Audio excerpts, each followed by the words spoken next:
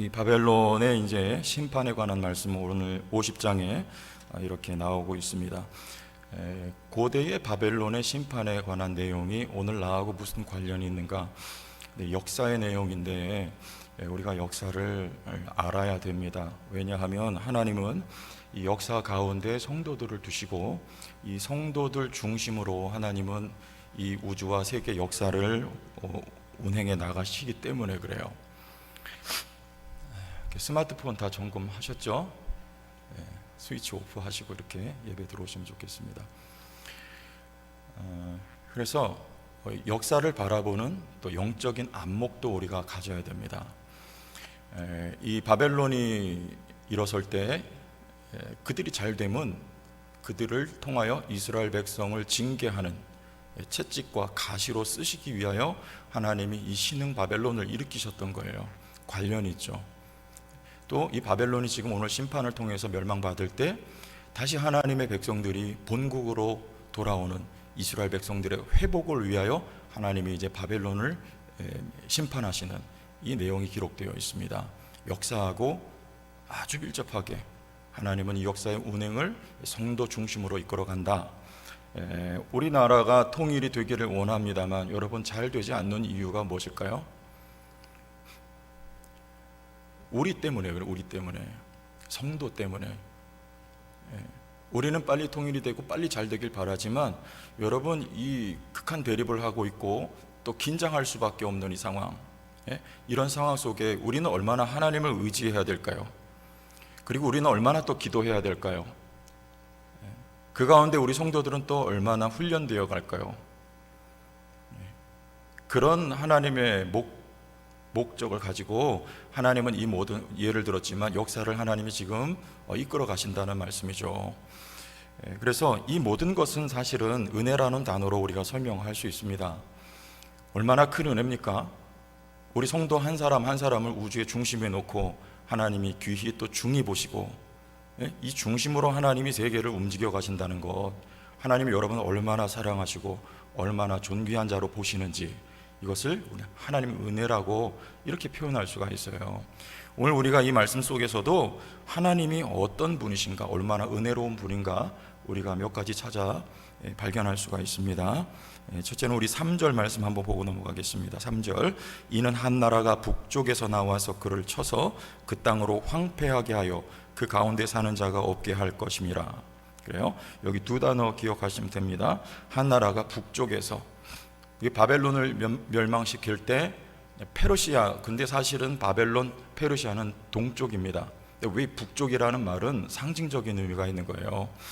북쪽에서 황폐하게 한다. 이 말씀은 사실은 이스라엘 백성들을 바벨론을 통해서 징계하실 때 똑같이 사용되었던 말씀 확인하겠습니다. 예레미야 10장 22절 볼게요. 들을지어다, 어디서요? 북쪽이요. 북방에서부터, 바벨론입니다. 크게 떠드는 소리가 들리니 유다 성읍들을 어떻게 해요? 황폐하게 하여. 똑같죠? 황폐하게. 여기서 특히 주목할 단어는 황폐하게 한다는 말입니다. 이 황폐하게 한다는 말은 이 안식년 또는 안식일과 밀접한 관계가 되어 있어요. 우리 역대하 36장 21절 봅니다. 이에 토지가 황폐하여, 왜요? 포로로 끌려갔어요. 근데 그 땅을 뭐라고 묘사하는지 보세요. 땅이 안식년을 누림같이 안식한대요. 이스라엘 백성들 포로로 끌려가고 그 땅에는 지금 소수의 주민들만 삽니다. 황폐했어요. 그런데 그 땅이 안식을 지금 누리고 있답니다. 70년을 지냈으니 여호와께서 예레미야 입으로 하신 말씀이 이루어졌더라 그래요. 안식일은 누가 쉽니까? 사람이시죠. 안식년은요, 사람도 쉬고 경작하지 않으니까 땅도 쉽니다. 그럼 누가 일해요? 하나님이 일하신다, 그런 말이에요. 안식일, 안식년, 여러분 기본 사상은 사람은 쉬고 하나님이 일하신다. 약속의 땅은 누가 일하는 땅일까요? 하나님이 일하시는 땅을 약속의 땅이라고 그러는 거예요. 창조하실 때 6일 창조 누가 하셨습니까? 하나님이 창조하셨습니다. 사람은요, 일곱째 날 거저 안식에 참여하는 거예요. 창조에 일도 보태지 않았습니다. 예수 그리스도로 말미암아 새 창조 누가 하셨습니까? 오직 하나님이 다 하신 일이에요. 우리는 하나도 거들지 못합니다. 거들 수 없어요. 약속의 땅은 하나님이 일하시는 땅이에요. 그래서 그 땅은 은혜의 땅입니다. 여러분, 교회는 어떨까요? 교회는 누가 일합니까?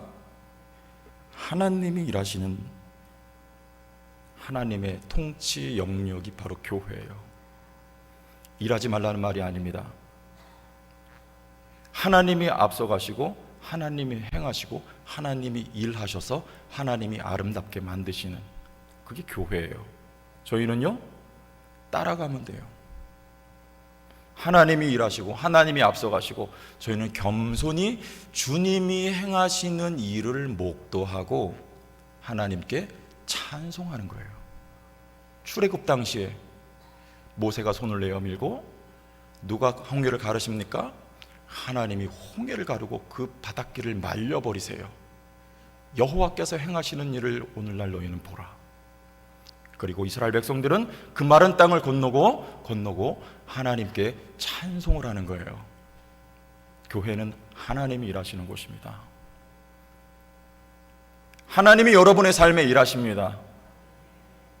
내가 하려고 하면 일 망가져요. 이스라엘 백성들이 하나님의 임재를 조작해냅니다. 그게 금송아지예요. 우리를 인도할 신을 만들어내라는 거죠. 하나님 보이지 않아, 모세도 보이지 않아.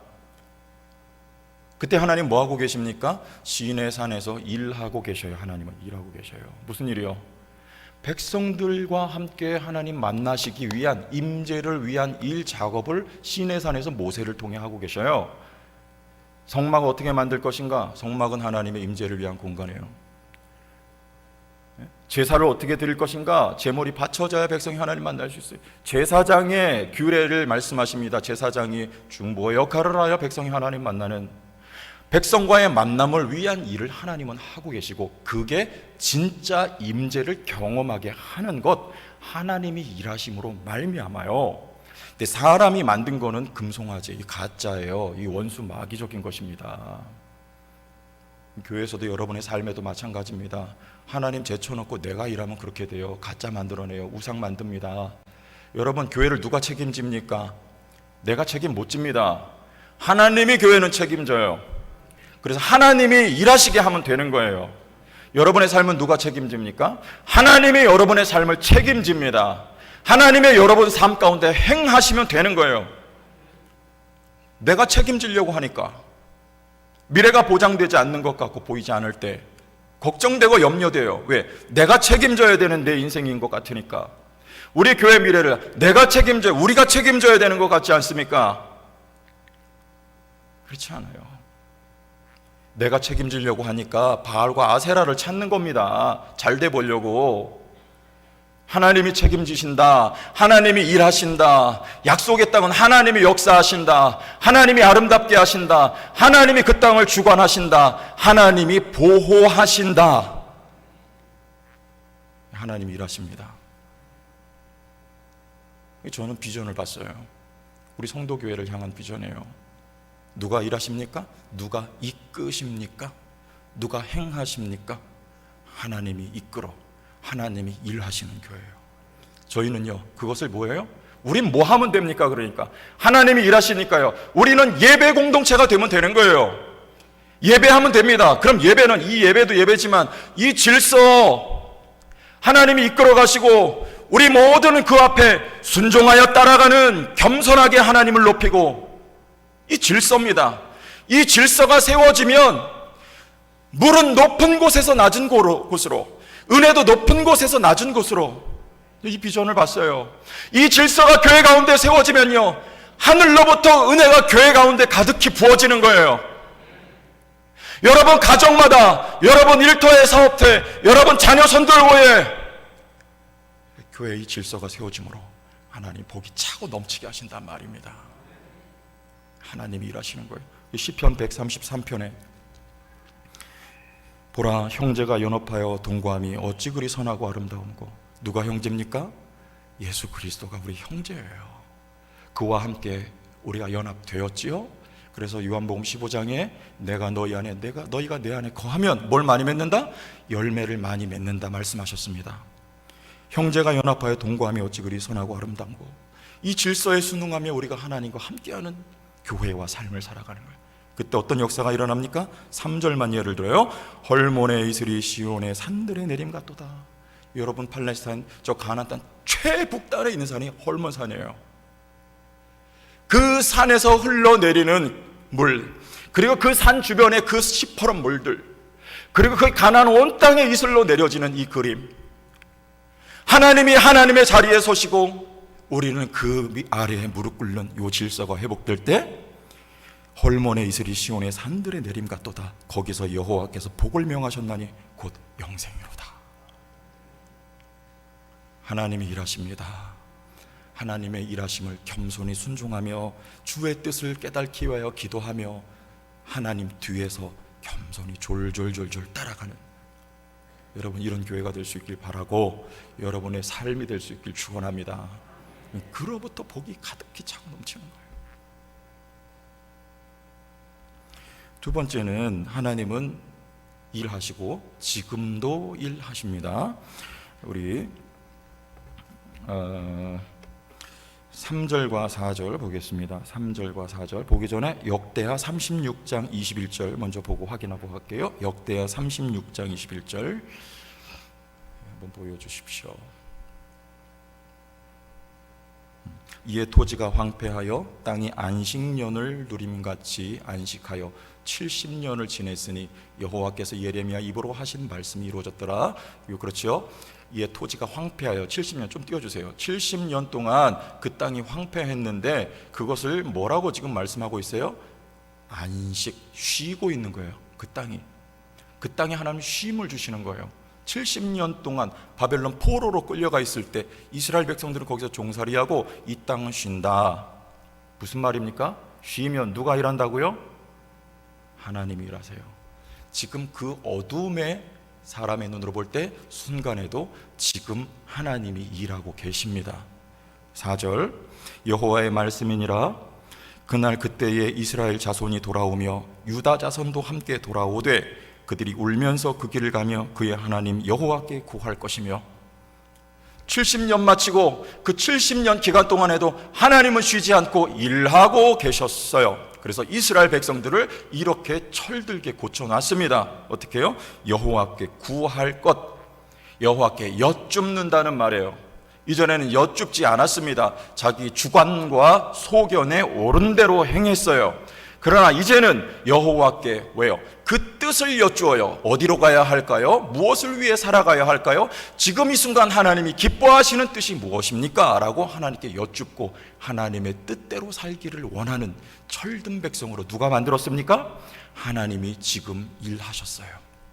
5절 그들이 얼굴을 시온으로 향하여 그 길을 물으며 말하기를 너희는 오라 잊을 수 없는 영원한 언약으로 여호와와 연합하라 하리라. 그 얼굴을 어디로 향해요? 시온으로 향하게 되었습니다. 자, 우리 민수기 6장 24절 26절 보겠습니다. 여호와는 내게 복을 주시고 너를 지키시기를 원하며 여호와는 그의 얼굴을 내게 비추사 은혜 베푸시기를 원하며 여호와는 그 얼굴을 내게로 향하여 드사 평강 주시기를 원하노라 할지니라.